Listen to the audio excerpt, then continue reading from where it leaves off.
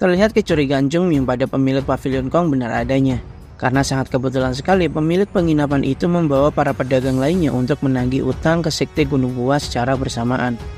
Ditambah lagi kau juga seorang praktisi seni bela diri dari Sekte Ujung Selatan.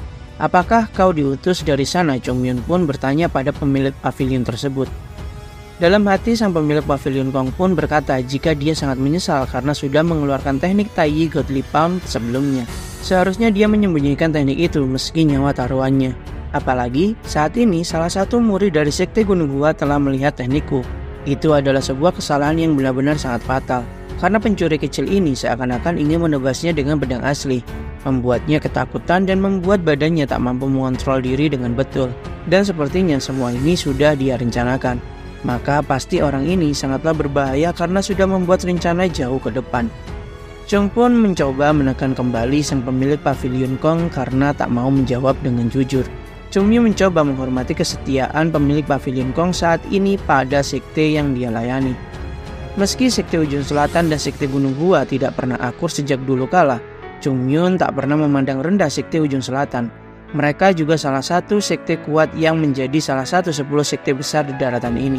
Chung Myun yakin pasti orang yang ada di depannya saat ini juga tak pernah tahu secara detail rencana apa yang sudah Sekte Ujung Selatan jalankan. Chung Myun saat ini hanya ingin tahu hubungan apa yang terjalin antara pedagang bajingan ini dengan Sekte Ujung Selatan sebenarnya dan urusan apa yang membawanya ke Sekte Gunung Gua. Chung Myun berkata jika Sekte Ujung Selatan sangatlah serakah dan kurang ajar. Bagaimana tidak? Sekte Ujung Selatan sudah berusaha mencuri teknik dari Sekte Gunung Gua dan sekarang bahkan ingin mencuri seluruh Sekte Gunung Gua itu sendiri. Lalu pemilik pavilion Kong pun merespon perkataan Chung Myun jika hal itu baik untuk Sekte Gunung Gua, bukan? Kau pasti juga tahu jika Sekte Gunung Gua tak memiliki harapan lagi ke depannya. Karena mereka sudah kehilangan teknik mereka yang pastinya Sekte Gunung Gua tak akan bisa lagi seperti zaman dahulu kala lagi. Hanya masalah waktu sampai Sekte Gunung Gua runtuh dan kami hanya membantu mempercepat hal itu terjadi lebih awal. Sekte tanpa seni bela diri dari generasi sebelumnya sama saja seperti sudah ditakdirkan untuk punah. Dengan wajah mengerikannya, Chung Myun pun berkata, siapa bilang Sekte Gunung Gua kehilangan seni bela dirinya dan akan runtuh? Chung Myun heran mengapa semua orang selalu beralasan dan membacot hal yang tidak penting. Padahal mereka hanya tinggal berkata jika mereka tertarik dengan Sekte Gunung Gua.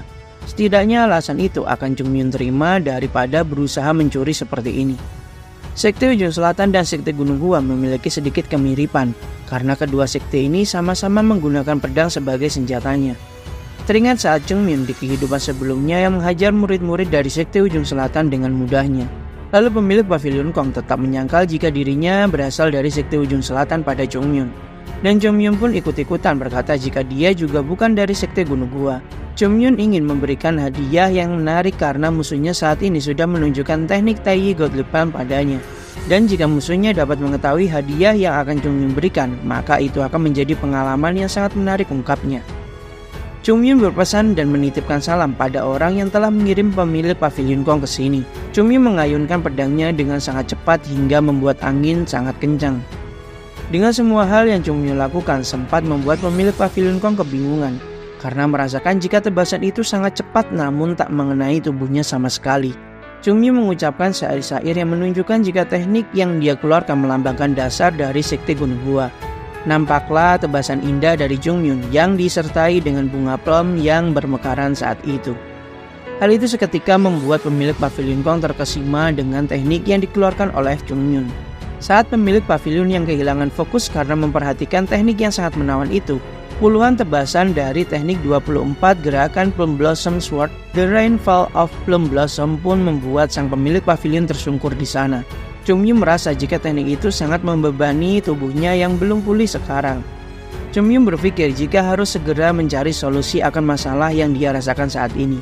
Lalu Chung Myun memanggil seseorang yang bersembunyi di balik pohon.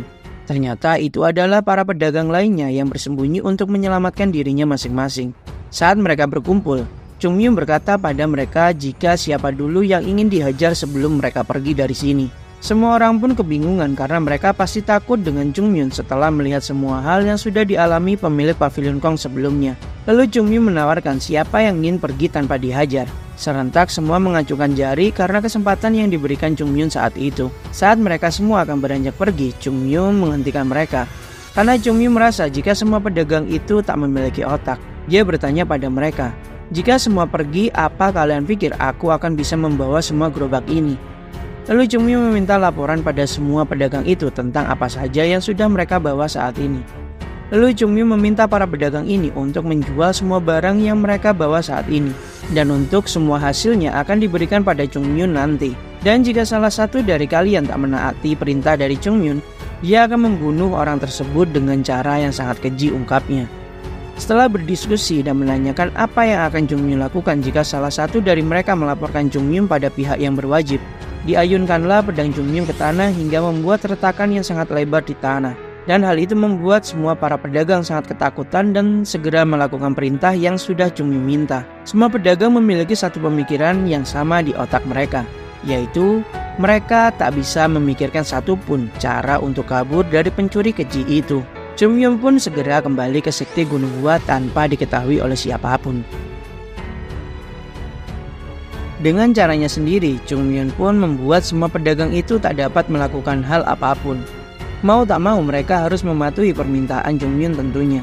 Terlihat semua murid-murid sedang membersihkan diri setelah berlatih di tepi sungai kecil. Jogul masih mendengarkan keluhan-keluhan dari beberapa murid yang tak suka dengan latihan pagi seperti ini. Namun dia merasa senang karena sekarang para murid-murid benar-benar terlihat seperti praktisi seni bela diri yang sesungguhnya. Dan tidak hanya Jogul saja yang merasakan hal tersebut.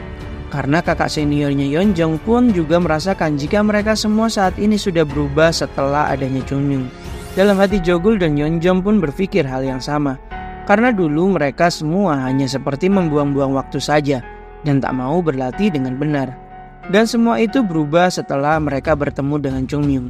Berkatnya, angin perubahan di sekte Gunung Gua pun dirasakan oleh semua murid-murid ini. Meski hanya angin sepoi-sepoi, namun tidak ada yang tahu apakah akan tetap sama atau mungkin angin itu akan menjadi sebuah badai besar dan akan membawa perubahan besar di sekte Gunung Gua ini. Tapi terlepas dengan hasilnya nanti, perubahan ini memang berdampak pada masa depan sekte Gunung Gua nanti. Saat semua murid itu sampai di depan pintu sekte, dikejutkanlah mereka dengan banyaknya beberapa orang yang membawa material-material untuk membenahi bangunan sekte Gunung Gua. Yeonjong mencoba memastikan pada sasuk besar yang sedang mengawasi. Dan disampaikan jika saat ini sekte Gunung Gua akan dibenahi karena memang mereka saat ini mampu melakukan hal tersebut. Akhirnya semua murid pun membantu para pekerja membawa dan memindahkan material yang dibutuhkan. Saat malam hari mereka dikejutkan kembali karena melihat makanan yang benar-benar mewah. Nampak satu ekor ayam yang lezat di depan setiap para murid di sana. Semua murid pun tak dapat menyembunyikan wajah bahagianya karena baru kali ini mereka melihat menu makanan daging lezat itu di sekte miskin seperti sekte Gunung Gua ini. Dan semua itu berkat Chungmyu yang membawa perubahan yang sangat cepat untuk sekte Gunung Gua saat ini. Setelah menyelesaikan makan mereka, akhirnya Jogul dan Yeonjong kembali ke kamar mereka sambil membawa seragam baru dan saling mengatakan kekaguman mereka pada sekte Gunung Gua saat ini. Mereka berpikir jika betapa hebatnya uang karena bisa mengubah semua hal negatif yang mereka rasakan sebelumnya menjadi sebuah kebahagiaan seperti saat ini. Nampaklah semua penghuni di sekte Gunung Gua sangatlah bahagia karena dengan uang yang saat ini mereka miliki. Bangunan sekte, tempat latihan, dan lain-lain bisa mereka perbaiki menjadi lebih baik lagi. Jogul bertanya apa yang akan mereka lakukan setelah ini. Yeonjong berkata jika sekte Gunung Gua akan mengalami perubahan yang sangat cepat. Maka dari itu kita juga harus bersiap dengan perubahan tersebut. Karena perubahan ini bukan hanya tentang finansial dari sekte Gunung Gua, namun juga dari kemampuan kita menjadi murid dari sekte Gunung Gua itu sendiri. Teringat saat Chungmyu menemukan harta secara tidak sengaja saat sedang latihan di hutan. Karena sebenarnya mereka berdua tahu hal itu bukanlah tidak sengaja. Karena Chungmyu sangatlah buruk saat berakting di depan mereka sebelumnya. Pada intinya mereka tak tahu harta karun itu ditemukan di mana. Namun yang mereka setujui adalah saat ini sekte Gunung Gua mengalami perubahan yang sangat cepat. Dan jika mereka telat untuk mengikuti perubahan itu, maka mereka berdua akan tertelan oleh badai perubahan ini. Maka dari itu, kita harus secepatnya mempersiapkan diri dengan sangat baik. Lalu Jogul pun setuju dengan perkataan Sayumnya itu. Namun Jogul di sini sedikit heran karena tak melihat Chungmyu sama sekali dalam beberapa waktu yang lalu. Ternyata Yeonjong sempat melihat Chungmyu dibawa ke kediaman ketua sekte dan diajak bertemu olehnya. Di kediaman ketua sekte terlihat ketua sekte yang berkata jika sudah sepantasnya mereka memberikan hadiah pada Chungmyu. Lalu dia bertanya pada Chungmyu, apakah ada hal khusus yang saat ini Chungmyu inginkan. Awalnya sang ketua sekte berniat mengembalikan sedikit harta itu untuk Chungmyu. Namun Chungmyu berkata jika dia tak tertarik dengan harta-harta tersebut. Hal itu juga percuma karena harta itu tak terlalu bisa digunakan saat ini di sekitar sekte Gunung Gua. Dengan senyum bahagianya, sang ketua sekte merasa jika Chungmyu memahami arti sebenarnya dari menjadi seorang ahli bela diri yang sebenarnya. Dalam hati Chungmyu pun berkata jika sang ketua sekte juga tak akan bisa memberikan banyak harta untuknya. Karena Chungmyu di sini sudah menyisihkan beberapa harta yang lebih banyak daripada harta yang sudah diberikan pada sekte Gunung Gua. Lalu sang ketua bertanya kembali, apa yang diinginkan oleh Chungmyu? Bahkan sang ketua sekte bersedia mengizinkan Chungmyu mempelajari teknik suci yang baru dari sekte Gunung Gua. Dan pastinya Chungmyu tak membutuhkan hal tersebut. Saat sang ketua sekte terkejut karena Chungmyu berkata tak tertarik dengan teknik suci sekte Gunung Gua, Chungmyu beralasan karena sang leluhur pasti membuat tatanan dalam mempelajari sebuah teknik dari sekte Gunung Gua. Maka dia tak boleh terburu-buru dalam mempelajari sebuah teknik suci seperti itu. Dalam hatinya berkata jika dia sebenarnya yang harus mengajari semua orang di sekte Gunung Gua saat ini.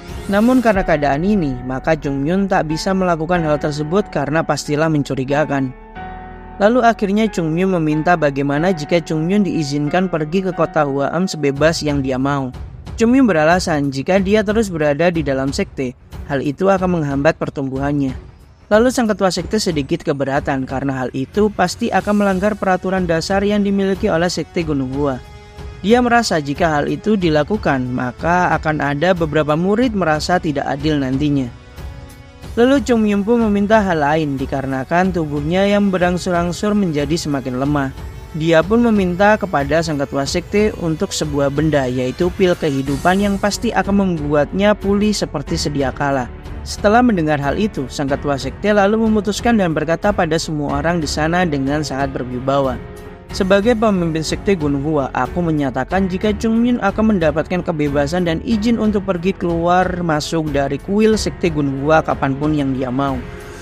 Dengan jawaban itu, maka harapan Chungmyu untuk mendapatkan pil kehidupan pun hilang. Dalam hati sang ketua sekte pun berkata jika dia saja bahkan tak memiliki pil kehidupan yang Chungmyu maksudkan.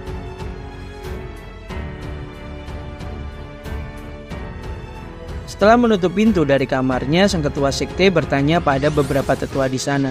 Dia ingin tahu pendapat dari orang terdekatnya terhadap Chungmyu. Mereka mengatakan meski Chungmyu terlihat masih muda, namun dia juga memiliki kebijaksanaan dari setiap kata yang keluar dari dirinya. Meski terkadang dia terlihat sembrono, namun itu wajar mengingat umurnya yang masih muda. Dalam hati mereka berpikir jika saat berbicara dengan Chungmyu seperti tidak berbicara dengan anak kecil seperti pada umumnya. Bukan hanya karena cara bicaranya saja, namun dari semua sikapnya tak menunjukkan jika dia masihlah kanak-kanak dan mereka bingung untuk menjelaskan apa yang mereka rasakan. Karena mereka seperti merasakan roh leluhur berada di dalam tubuh Chungmyu saat mereka berhadapan dengannya. Pada intinya mereka semua sepakat bahwa mereka tadi sedang berbicara dengan seorang anak kecil yang tidak kekanak-kanakan. Memang betul jika kondisi sekitar akan mempengaruhi pertumbuhan dari setiap pribadi seseorang. Dan pengalaman pahit akan membuat seorang anak kecil menjadi lebih dewasa dari yang lain. Namun tidak berarti mereka akan bertingkah seperti orang dewasa. Hanya saja mereka akan lebih dewasa dari anak-anak seumuran mereka. Namun Yunsa menambahkan jika anak itu bukan hanya lebih dewasa dari seusianya, tapi justru dari dia berbicara dan berperilaku membuat Yunsang berpikir jika dia adalah orang dewasa bahkan seperti orang tua. Sang ketua sekte merangkum semua jawaban dari orang terdekatnya itu. Lalu berkata jika Chungmyu tetaplah masihlah anak kecil, jadi tak perlu memikirkan hal itu terlalu dalam. Sekte Gunung Gua berdiri untuk mendidik para murid menjadi lebih baik, bukan hanya untuk menggunakan mereka untuk kepentingan kita sendiri. Jika kita mendapatkan murid yang talentanya luar biasa, maka kita harus mendukung penuh pertumbuhan murid itu. Dan saat mereka menemui masalah di kemudian hari, maka kita harus membimbing mereka dan memberikan solusinya. Lalu ketua sekte bertanya pada Unam tentang perkembangan konstruksi sekte saat ini. Karena kecuraman Gunung Gua, mereka semua mengalami masalah untuk mengumpulkan kayu untuk konstruksinya. Sang ketua sekte ingin sekte Gunung Gua dibangun kembali setelah mendapatkan bantuan besar dari harta peninggalan leluhurnya yang ditemukan oleh Chungmyu. Dengan sekte yang nyaman tentu akan membuat murid-murid di sekte Gunung Gua bersemangat belajar lebih baik lagi. Tidak lupa sang ketua sekte juga meminta Hyun-sang untuk segera menyelesaikan teknik baru yang mereka dapatkan bersama harta karun sebelumnya. Sekte Gunung Gua saat ini bergantung pada pembelajaran teknik baru yang akan mereka ajarkan. Jadi sebisa mungkin mereka tak boleh ceroboh ataupun membuat kesalahan saat mengajarkan teknik-teknik baru itu nantinya. Hyun-san ingin menyampaikan hal penting namun masih ragu-ragu. Karena setelah membaca teknik yang baru mereka dapatkan, didapatkan informasi jika ada yang aneh dari catatan tersebut. Karena meski sudah ratusan tahun buku itu tersimpan, namun seperti ada tinta baru yang Hyun-san lihat seperti layaknya orang yang terburu-buru menulis buku itu. Sempat dia berpikir jika apakah ini rencana kotor dari seseorang. Namun dia mengurungkan pemikiran negatifnya itu. Karena dia merasa catatan dan gerakan-gerakan yang diajarkan memanglah asli. Namun yang dia heran siapakah orang yang telah melakukan hal tersebut. Di luar terlihat Chungmyo menggerutu sendirian karena telah diusir secara halus oleh sang ketua sekte saat meminta pil kehidupan. Padahal Chungmyo sudah bersusah payah sebelumnya saat memberikan mereka harta yang dia temukan.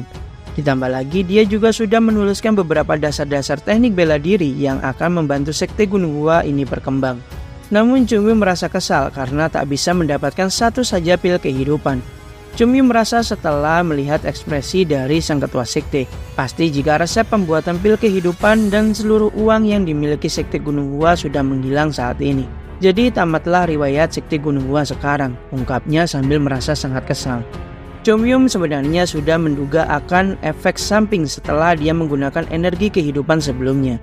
Namun ternyata efek samping itu sangatlah di luar perkiraannya. Tubuhnya saat ini tidak bisa pulih dengan segera. Dan jika dibiarkan, Chungmyo akan pulih total setelah menderita setengah tahun lamanya.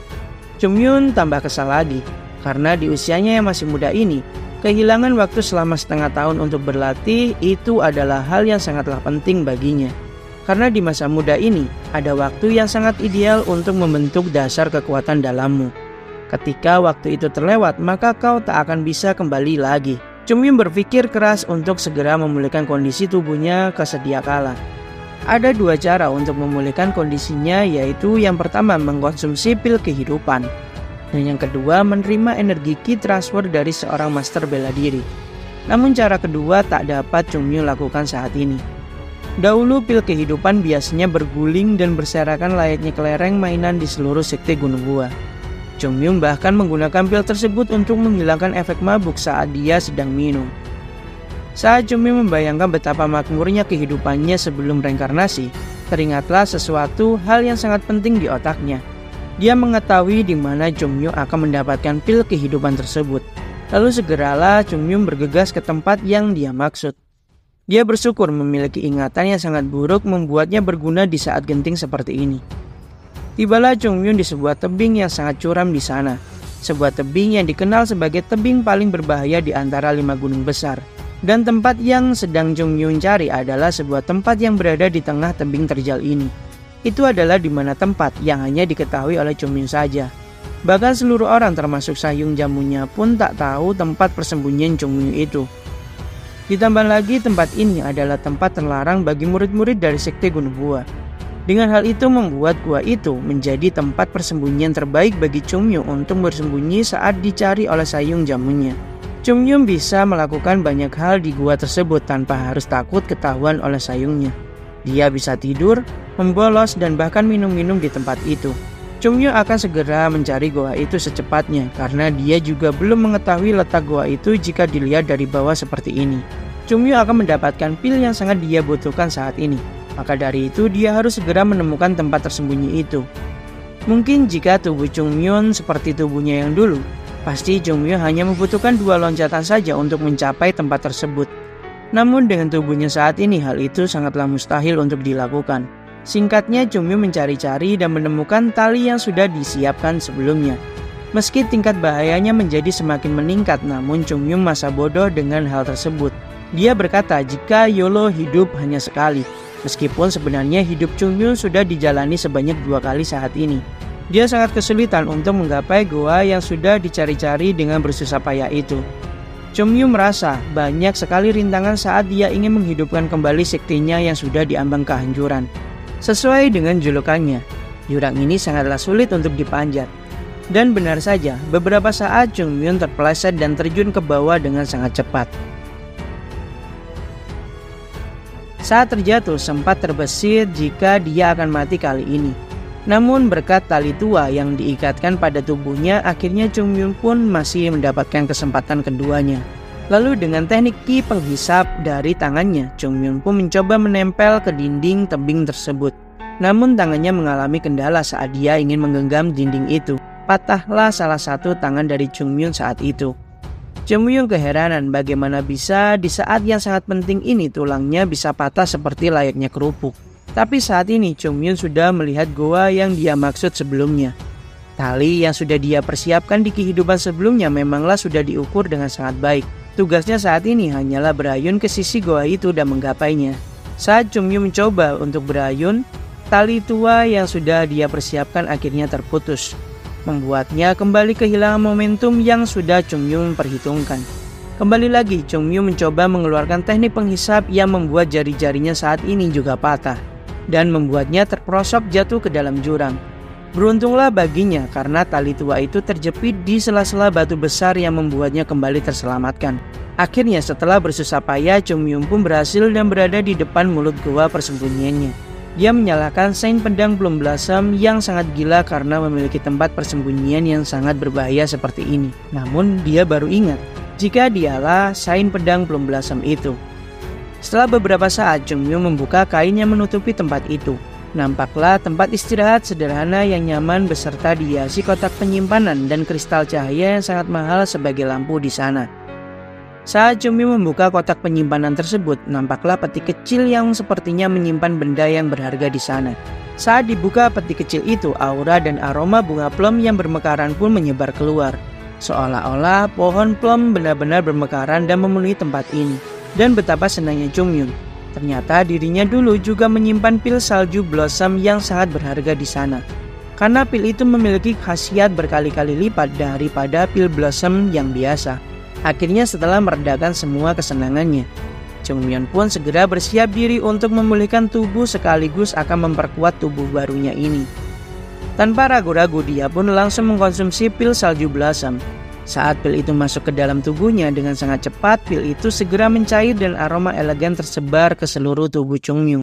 Lalu dia pun memfokuskan dirinya untuk segera memulai proses pemulihan tubuhnya serta memperkuat tubuh barunya ini.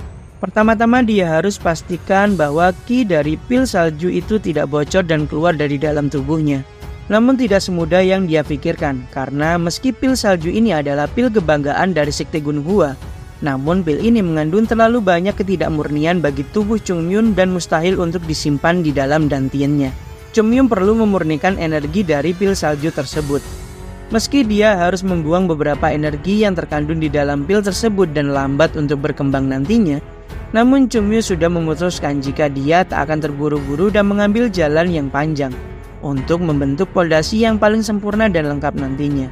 Meski ini keputusannya mudah, namun Chung Myun tak boleh membiarkan ketidaksabarannya mengambil alih pikirannya. Chung Myun akhirnya membuang semua ki yang tidak murni dalam pil tersebut dan memilah serpian kecil ki dalam pil salju itu untuk menambal dantian dalamnya yang sempat rusak. Perlahan-lahan namun pasti Chung Myun pun menambal dantiannya dengan sangat hati-hati. Karena jika salah sedikit saja itu akan membuatnya cacat seumur hidupnya.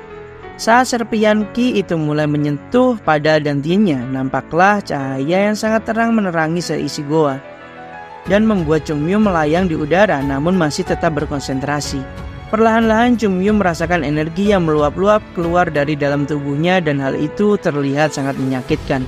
Sampai-sampai terlihat cahaya pun terpancar keluar dari mata dan rongga mulutnya.